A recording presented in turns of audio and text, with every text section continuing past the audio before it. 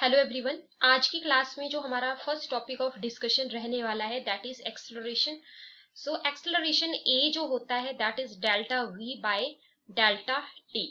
इसकी जो SI unit होती है वो हमारे पास क्या होती है, क्योंकि हम वेलोसिटी को किसकी टर्म में लेते हैं, वेलोसिटी को हम लेते हैं, देखिए ये हो गया delta we change in velocity divided by delta T that is time interval. तो वेलोसिटी को हम लेते हैं मीटर पर सेकेंड में और टाइम को हम लेते हैं सेकेंड में।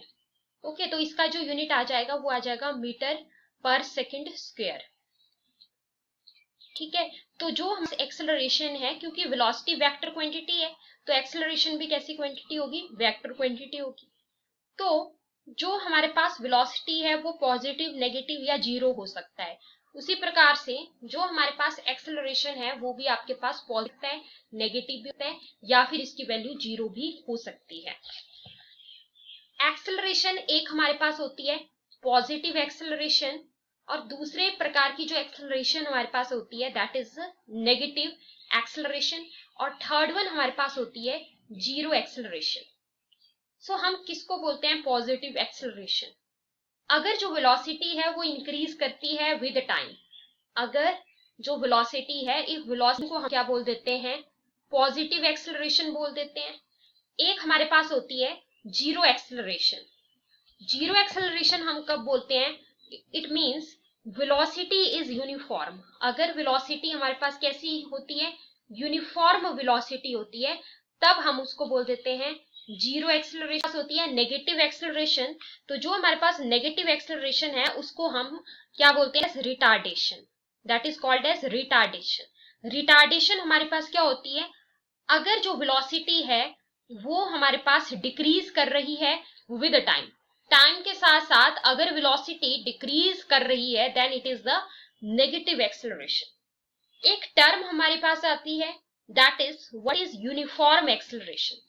यूनिफॉर्म एक्सेलरेशन हम किसको कहेंगे, if an object is moving with uniform acceleration it means that change in velocity is equal for equal interval of time. ठीक है, क्योंकि एक्सेलरेशन क्या होता है, change in velocity upon time taken. तो अगर जो चेंज इन वेलोसिटी है वो इक्वल है for equal interval of time तो हम उसको बोल देंगे यूनिफॉर्म एक्सेलरेशन। एक हमारे पास होती है नॉन यूनिफॉर्म नॉन है, अगर जो ऑब्जेक्ट है वो मूव कर रहा है with non uniform acceleration it means change in velocity is unequal for equal intervals of time.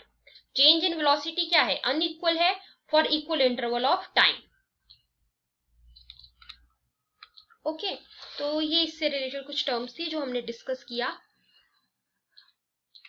एक टर्म हमारे पास और आती है, हम कब बोलते हैं कि मोशन हमारे पास यूनिफॉर्म है।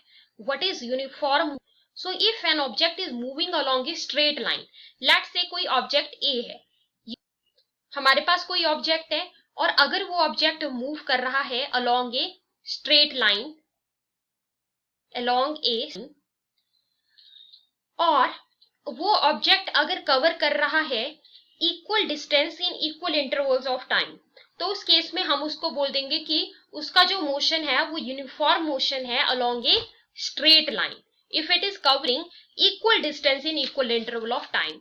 यूनिफॉर्म का मतलब ही ये होता है। Next point that we are going to discuss here that is the equations of motion. Equations of motion,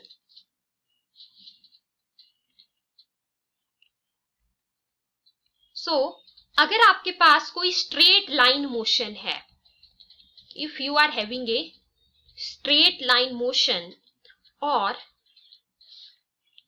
उस केस में वो जो मतलब कोई भी फॉर एग्जांपल कोई भी ऑब्जेक्ट है वो मूव कर रहा है या कोई पार्टिकल है वो मूव कर रहा है विद इनिशियल वेलोसिटी, उसका जो इनिशियल वेलोसिटी वो अगर स्मॉल u है, हम इनिशियल वेलोसिटी को स्मॉल u से ही तो डिनोट करते हैं, ठीक है, और अगर उसका जो फाइनल वेलोसिटी है उस पार्टिकल का वो v है और उसका अगर कांस्टेंट एक्सेलरेशन a है, कांस्टेंट एक्सेलरेशन a है, तो इक्वेशंस ऑफ मोशन क्या बन जाती हैं, हमारे पास होती हैं थ्री इक्वेशंस ऑफ मोशन, जिसमें फर्स्ट वन जो हमारे पास रहती है that is v is equal to u plus t, this is my first equation of motion. Second जो मेरे पास रहती है that is s is equal to u t plus half a t square. ये मेरे पास क्या हो जाती है, second equation of motion. Third equation of motion is my v square is equal to square plus 2as। तो देखिए ये जो इक्वेशंस हैं इनमें जो जो आपके सिंबल्स हैं उसका आपको पता होना चाहिए। जैसे जो फर्स्ट इक्वेशन है मेरी that is v is equal to u plus 80। इसमें जो मेरा v है वो क्या है, that is the final velocity, और u क्या है, इनिशियल वेलोसिटी, जो पहले उसकी वेलोसिटी थी पार्टिकल या ऑब्जेक्ट की, that is u, that is initial velocity. a क्या हो गया मेरे पास, एक्सेलरेशन। t क्या हो गया, time taken. Second equation of motion मेरी आती है s is equal to u t plus half a t square. यहाँ पर एस क्या हो जाएगा हमारा, डिस्प्लेसमेंट, यू क्या हो जाएगा, इनिशियल वेलोसिटी, टी क्या हो जाएगा, time taken, a is the acceleration and t is the time taken. Next मेरी आती है third equation motion that is v square is equal to u square plus 2as। v क्या हो गया, final velocity, u is the initial velocity, a is the acceleration and s is the displacement.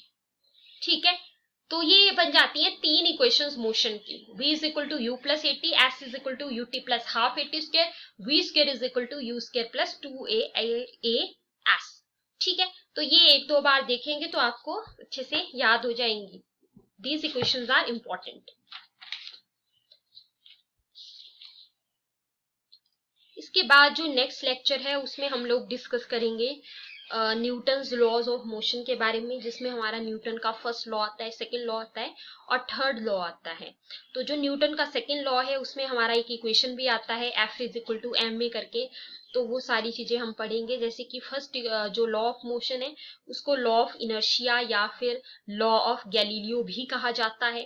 ठीक है, तो with examples जो है हम ये चीजें नेक्स्ट लेक्चर में Newton's law of motion discuss करेंगे। So thank you so much for watching this video.